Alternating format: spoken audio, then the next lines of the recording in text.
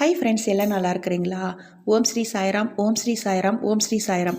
சாய் அன்பர்கள் அனைவருக்கும் வணக்கம்.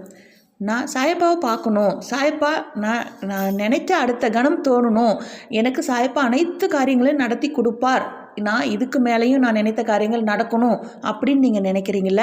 அப்படி நீங்கள் சாயப்பாவை பார்க்கணும், நான் நினைத்த காரியம் நடக்கணும்னா இந்த பதிவில் நீங்கள் சாயப்பாவை எப்படி பார்க்குறது, சாயப்பா எப்படி உங்களுடைய காரியங்கள் அனைத்தையும் நடத்தி கொடுப்பார் அப்படின்னு சாயப்பா இந்த பதிவில் முழுவதுமாக சொல்லிக்கிறாரு.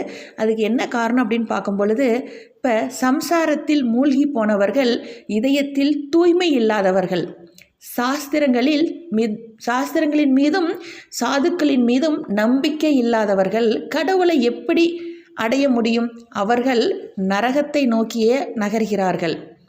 இவ்வுலகில் நிகழ்வுகளை கவனித்து கொண்டு மகிழ்ச்சியாக இரு, ஆனால் ஒருபோதும் கடவுளை மறந்து விடாதே. இந்த உலக வாழ்க்கை என்னுடையதல்ல, கடவுளுடையது என்ற எண்ணத்துடன் ஏழைகளிடமும் துன்பப்படுபவர்களிடமும் எப்போதும் கருணை காட்டு. நாம் எப்பவும் இந்த உலகத்தில் என்னுடைய வாழ்க்கை இது இல்லை அப்படின்னு மனதில் நினச்சிக்கிட்டு இது கடவுளுடையது அப்படின்னு எண்ணத்தில் நீங்கள் வாழ்ந்து பாருங்கள். ஏழை பணக்காரன் அப்படின்னு பாகுபாடு இல்லாமல் வாழ்ந்து பாருங்கள். ஏழைகள் மீது கருணை காட்டி பாருங்கள். உங்கள் வாழ்க்கையில் உங்களைய சாதிப்பா எப்படி ஒரு மிக பெரிய புகழின் உச்சிக்கே கொண்டு போய் வச்சு உங்கள் வாழ்க்கையை வெற்றியடைய செய்வார்.